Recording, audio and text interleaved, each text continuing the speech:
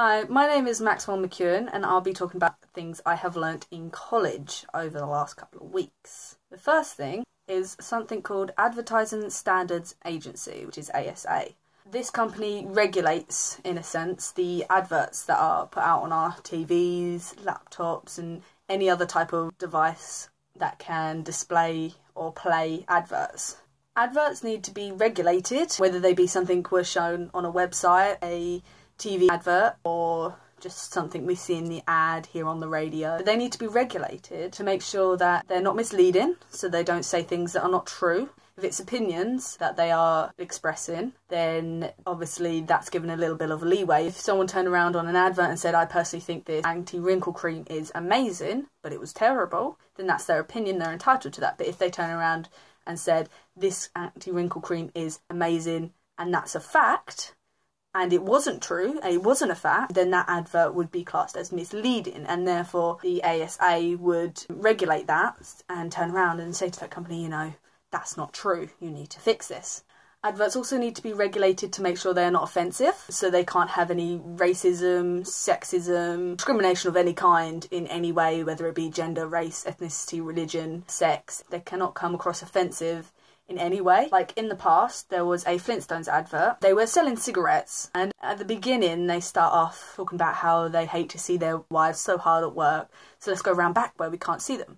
That could be classed as offensive because it's saying, oh, we don't have to watch the women, they're below us, we're above them type thing. Like there's also a poster advert that we got shown in class, and it's a little black child and a little white child, and the black child's very scruffy and kind of dirty looking, and the white child looks very clean and pristine. And if I remember correctly, it says on the poster the white child's turning around and going, why doesn't your mummy wash you? And that could be classed as racist. Adverts also have to be regulated in case children see them. For example, there is a Skittles advert, and Skittles are a type of sweets for everyone, aren't they? Yeah, adults can have them, children can have them.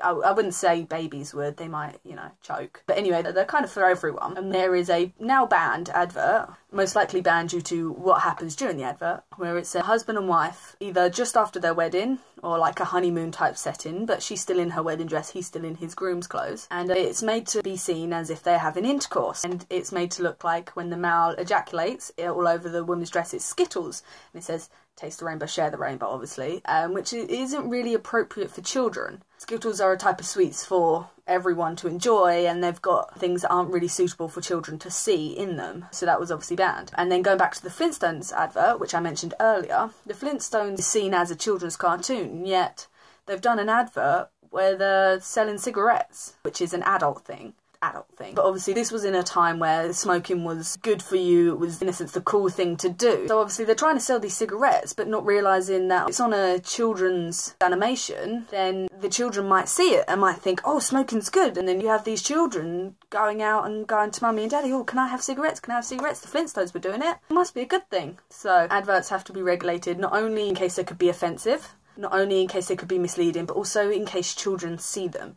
If it's for something like condoms or for gambling, it should be put on like later on at night, where children won't see them, but it's not an offensive or misleading thing to do in that sense. It's something adults can do. So adverts like that would be put on later at night, and adverts for more scary films or slightly gorier films, the advertisements for those would be put on later at night, so the children don't see them, because children are very easily influenced. Talking about influencing children and young people, when adverts are designed for children and young people, especially toddler ages, there's usually very catchy songs, maybe a mascot, other children of the same age group or gender, or maybe a mix if they're kind of a toy for both genders. And there would be small print for adults, because younger children, they wouldn't be able to read that, so they'll just see this really cool toy or this really cool piece of clothing of their favourite film, like something like Frozen, Big Hero 6, Inside Out, and they'll see this really cool thing and they'll be like, oh, mummy, daddy, I want it. Or maybe even Nan, because everyone knows how much Nans love to spoil their grandchildren. Nans are a lot happier to spoil their grandchildren than maybe the parents might be. The small print at the bottom of the screen during adverts is more for the adults to sit there and go, wow, that costs a lot, or wow, that doesn't have batteries in, or just so they are aware of what's going on, while the child sits there and impulsively goes, I want it, I want it, I want it. Talking of impulsiveness, children are very impulsive. If they see something they like, they will want it.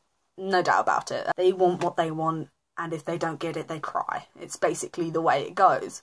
Whereas adults are less impulsive. So these adverts designed for children to get them to bug mum and dad and nan until they turn around and go, all right, we'll get it for you. You tend to find in adverts for children that there will never be anything like drugs, alcohol or cigarettes or anything like that, unless it's something like Talk to Frank, where it's explaining things that are wrong with it, why you shouldn't do it, why it's bad for you, and offering a helpline if you have questions or if you're struggling with those things yourself. And even then, those adverts would be on the TV a little later than the really young children, so they'd aim at more someone around who's around teenage age, like myself, because they wouldn't expect a 7-year-old to be struggling with drugs, I don't think, or alcohol or cigarettes.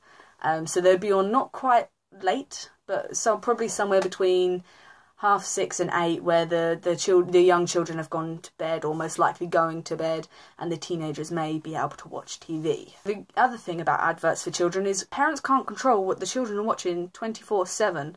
So if they've walked out the room for 2 seconds and an advert comes on for something, for example, my little sister, if an advert comes on for Frozen, she wants it.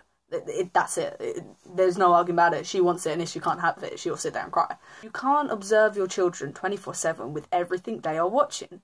So the adverts always are a little cheeky with what they put in, how they display their product and show it, and in a sense try and sell it to the children, because the adults might be out the room. So we might be able to push them a little further to go and bug parents for it. There are some adverts that aren't designed for children, but aren't exactly classed as bad, so are still on while young children are around. For example, there's a PG advert where the monkey has got a vajazzle, and he's laying there, and although the area is blurred, he still says the word. So a 4-year-old might turn around and go, "Mummy, Daddy, what's a vajazzle?" So it's still, although you don't see it, it's still exposing the child to what it is, because they don't understand what that is. They've never heard that word before. What is it? Sometimes things like that are a little touch and go with children. It's an advert for PGT, and he's gone and got a vajazzle. And of course, young children don't understand what a vajazzle is. So it's not exactly the best type of thing to show when children are around, but unfortunately sometimes it happens, but that's why the ASA is there, to regulate and say, okay, if that type of advert's on, it shouldn't really be on till a little later. And then there's another advert I'd like to talk about that children may have ended up seeing and misinterpreted what it was had it been put on earlier. It's not banned, but it's not allowed on during time where young children may be awake, for the fact that it's literally blow-up animals made out of condoms, and they're all kind of having intercourse, but young children may sit there and go, "Oh, it's bunnies and balloons. What are the bunnies and balloons doing, Mummy?" So adverts like that would obviously be very touch and go to have on at a time where young children are awake, because that can still raise questions. Should adverts have the freedom to say whatever they want? Technically, no, because then they'd be free to say things that are racist, that are sexist, that are discriminative in any way, or anything vaguely rude. They're allowed to have their own opinions in the adverts, yes, as long as they're not of obscene content, obviously, when young children would be awake. The later it gets at night, the more likely it is for a more obscene advert to come on. So more violent adverts, condom adverts, gambling adverts, maybe even hotline adverts. They're more likely to come on at a very late time, between 10 to about 3 in the morning. The later it gets, the more adverts can get away with. For example, you wouldn't see an advert for gambling at 5-6 p.m. because there'll be young children. Also, there may be teenagers still around, but they would be more likely to put it on at a time where adults or people who would gamble would be up, which would be the very late hours at night or the very early hours of the morning. If adverts had the freedom to say now what they did back in the time when we were a very racist, sexist society, then adverts would look more like this.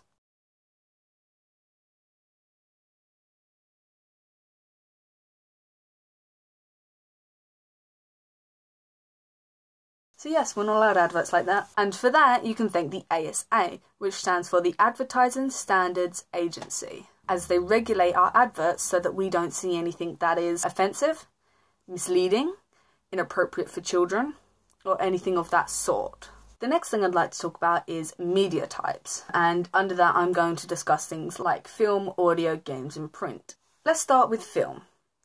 Different types of file formats for film would be things like .avi, .mov, .flv, .qt, .vchd. Those are just a few examples of film file types you can get. The size of cinema screens would be sizes like 1.851 or 2.391. Those are the usual sizes you would have for the cinema screens, and the sizes for TVs and PCs would be 16.9 and 4.3.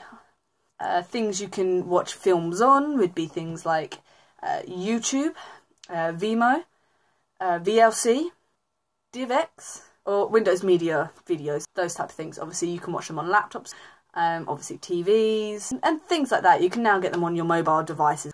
Audio files include things like .avi, .mp4, .mp3, .wav. Those are the type of audio file formats you can get, and you can hear audio on radios, TVs, phones, iPods, iPads, any sort of mobile device, laptops, PCs, game consoles, Windows Media Player, iTunes, YouTube again, Vimeo and VLC, and just things in general like that.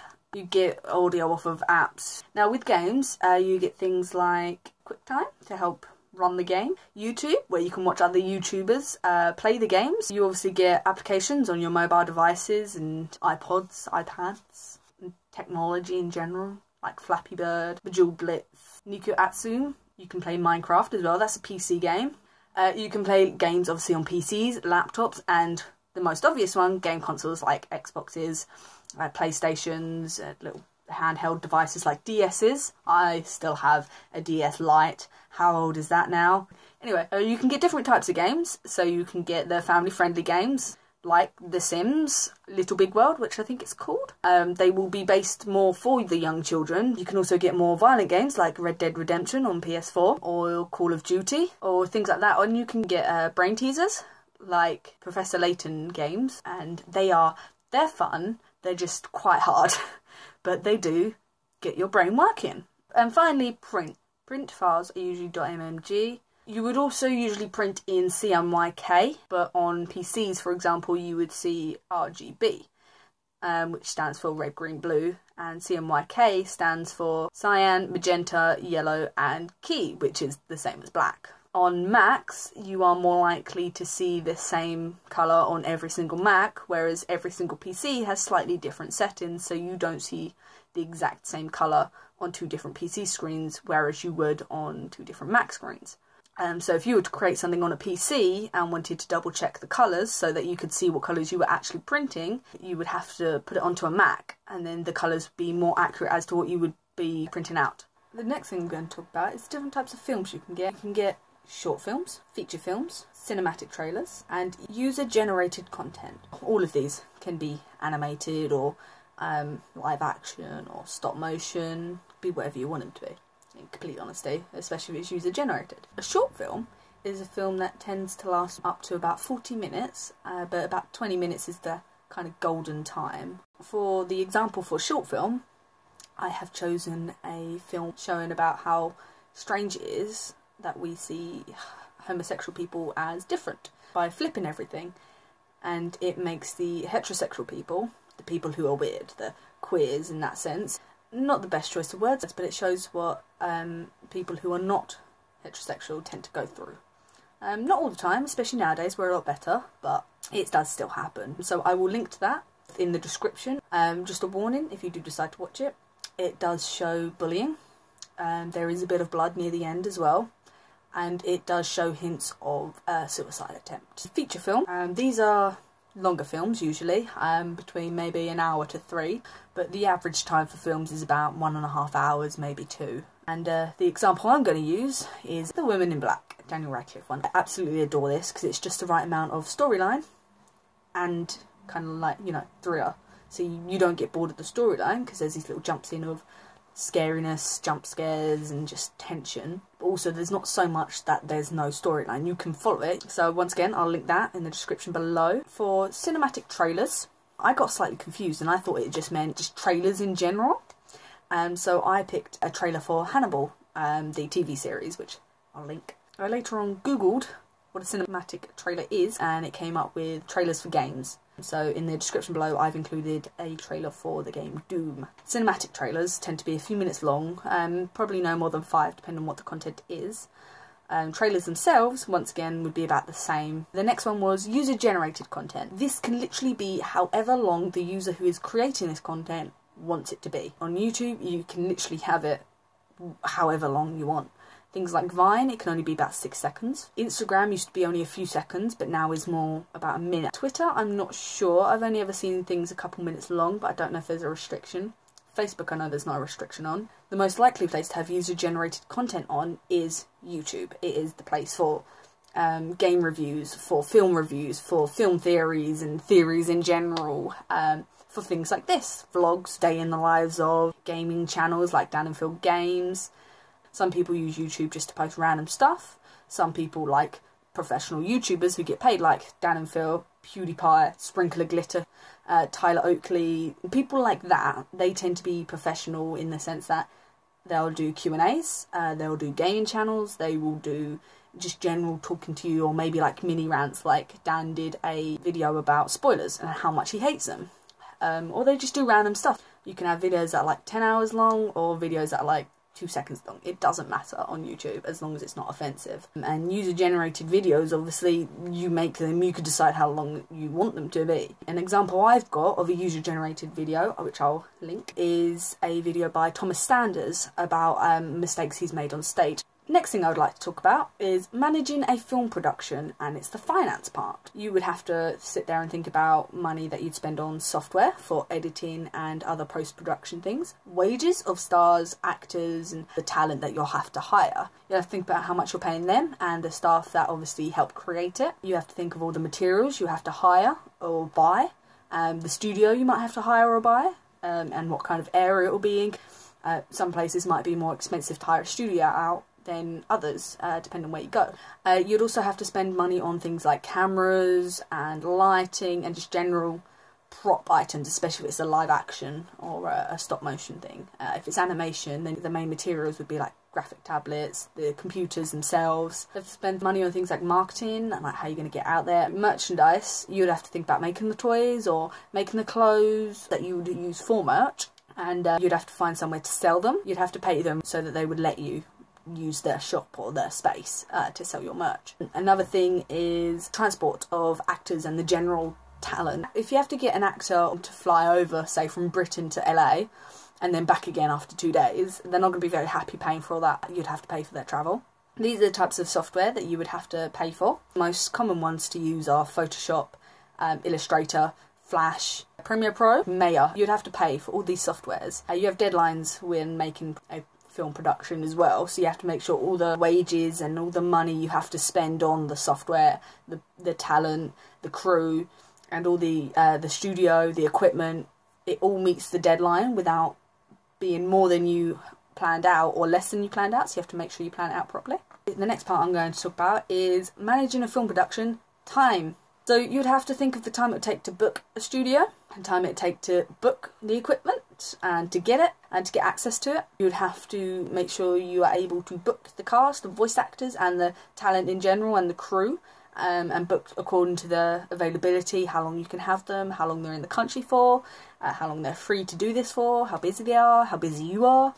So you have to make sure you book accordingly to both availabilities of both companies or people. You have to sit there and work out how long it's going to take to produce this, how long it's going to take to draw it all out or to act it all out, to get all the scenes right, the finalisations, going back over the mistakes to make sure that you eradicate them or correct them, or maybe even put them on a gag reel. The next part is the deadline. Obviously you have a deadline to work to, so you can't spend too much time worrying about the little bits that don't need worrying about. Like if the leaves in a tree in the background on an animation don't quite move right, just leave it. Focus on the main characters or the main focus of that current scene, because it's very unlikely that the viewers will see that the leaves on that tree aren't moving right, and so you have to make sure you meet the deadline. Obviously it depends on what type of film you're trying to make. It will depend on how long it takes. A short film may take half a year to a year.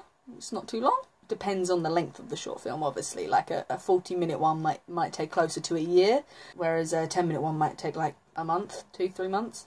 Not much. Feature films, especially if they're animation feature films, can take years. So it depends on what type of film you're making. will depend on how long it will take to make. You've then got to think about how long it will take to make and publish advertisements, and then you've got to also think about where you're going to put them, what time, what's your audience that you're trying to get to, which will affect where and when you put them. But you have to make those as well, and you have to make them so they actually attract and bring in an audience. The next thing I'll talk about is managing a film production, the personnel side. You want to get people with experience and skills in the places that you need them. So if you want to make a 3D animation, you're not going to hire a traditionalist animator, for example, because they may not completely understand Maya, or they may not like it, or they may not be able to use it very well as, for example, a 3D animator would. So it depends on what type of film you're going for, whether it's live action, stop motion, animation, etc., and then what type of film, in the sense of, is it a short film, a feature film, cinematic trailer, user generated, etc. That will depend on what type of experiences and skills you will need in the people that you hire. You'll also have to check their portfolio and their qualifications to make sure they are up to scratch with the type of job you need them to do. Some examples of the type of roles you would need to be filled when making a film would be things like script writers, camera people, and that's if it's a live action or a stop motion. If it's an animation, not so much. Producers, obviously.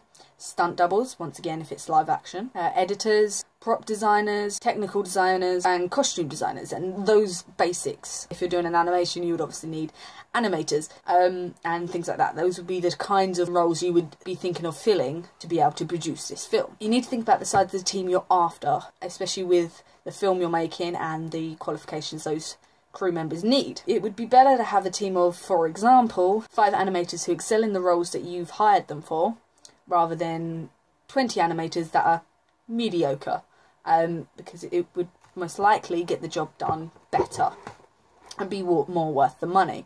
But at the same time, you don't want a team too small because it will take too long and you might miss the deadline. So that is one thing that you would have to sit there and think about. Going along the lines of the costs and wages and things, obviously with the personnel, the more people you have, the more it's going to cost in wages. So you really need to find the balance between how much it costs and how quickly it gets done. The next part is managing a film production, but the facility side. For this you would need things like green screens or green rooms maybe, especially if it's a live action film. Computers for editing, especially if it's something like animation or you have VFX in it. You may need built sets or live sets. Built sets are a lot smaller and contained in the studio, whereas with live sets, especially if you're going into a busy area, you may need to pay quite a lot of money to section that area off if you don't want the public coming in. Or if you do, you would probably leave up signs to say if you walk past this point you're going to be on film, only walk past this point if you're okay with this, or something along those lines. You then have to take into consideration toilets, changing rooms and makeup rooms, because if you don't have toilets within easy access where the actors can use it but not the public, there's going to be some issues. Obviously the actors need a place to change where they're not going to be harassed or and bugged by the public, and the same for the makeup. They need places to go and get that done. The next part you need to think about with facilities is the equipment. Have you got enough equipment for all the people? And have you got the space for all the equipment and all the people? Have you got the required things for post-production? All the finishing touches, have you got the space for the equipment for that? Are you going to need to use any outside facilities? So you're going to have to outsource at any point for any given reason. Do you need to contact any other facilities? You need to think about the costs. How much is it going to cost to have this facility or these facilities? How much is it going to cost to outsource? How much is it going to cost to get the space for all the equipment and all the people with the equipment? Next is managing a film production, the materials you need. With this, you need to think about all the cameras you might need, all the microphones, SD cards, tripods/cranes. You need to find software and hardware for the organisation and the editing. You need to find the set materials like props and costumes. You need to find green screens or make a green room if you have to. You need an archive and a library. You need a sound library, a photo library. You need access to the internet. Animatics as well. For people who don't understand what animatic is, although there's a visual explanation, it is a storyboard where an animator or someone who's had the ideas and planned the story for the film or for the animation or whatever, draws out roughly a couple of scenes, a couple of frames and scenes, just so you get an idea of what's going on. It's laid out in a way that is easy to understand. If there's any text, it will usually be at the bottom in its own little box, but it is mainly pictures. You'll also need graphics as well. The next part of managing a film production is the contributors. So this is people who contribute to making this film or animation. So this will be the sponsors who will, in a sense, fund you so that you can actually make the production. Be producers, script writers, and just writers in general who are writing out all the different scenes and the key elements here and there. This would be the actors and the talent, obviously, because without them you wouldn't have anything, it would just be a screen. There'd be the directors who will obviously sit there and direct what's going on based on what they have to work off of and what the original plan was. You have the accountants who obviously deal with the financial side of everything, so all the money you're spending on the crew, on the equipment, on lunch breaks, on whatever, they will keep track of that and let you know how much more you have to spend on what sections of this production to be able to meet your deadline, but not so much that you end up paying too much out, more than your budget. You would need the editors, the camera operators, the agents who will help with hiring the talents. You'll need the specialists and the experts as well. And the final part of managing a film production is the location side. So with this, you need to sit there and think about the studios, live sets, and the places where the production is going to be done, or places where scenes are going to be shot, the office style studio that you will need for the post-production. You'd need identification, obviously, to make sure that everyone entering the area you're working in and things like that, that they are who they say they are, which 9 times out of 10, if you know your team, they will be. But identification really is maybe going into restricted areas. The other thing you'd have to consider is the limitations and risks, like distance, access, cost, and weather. So if you've got a live studio and it's pouring down with rain, but you need a really sunny scene, you obviously can't record there and then. You'd have to wait. The distance from each animation studio that you may be using if you are outsourcing, then you would have the access to all the files and all the work that you would need would either have to be all in one place, one location, or if it's been outsourced or it's in a few different locations, it has to be able to travel around to all the places at the right time. So say if one place is America and one place is England, when America goes to bed, England need that information that what America have done to that animation by the time they wake up, which wouldn't be too long after America go to bed, depending on where you are in America. And vice versa, once England go to bed, America need to be able to have access to the files that they have finished so that they can work on them. So you have to be able to work on the files accordingly no matter where it is being held. So that's everything I've learned in the last few weeks at college. I hope you found this interesting and that I explained things well enough for you to understand. Sorry if this was a bit long. I wanted to make sure I included everything, didn't miss anything out, and to make sure I explained things properly. Thank you for taking time out of your day to watch this, and I hope you have a nice day.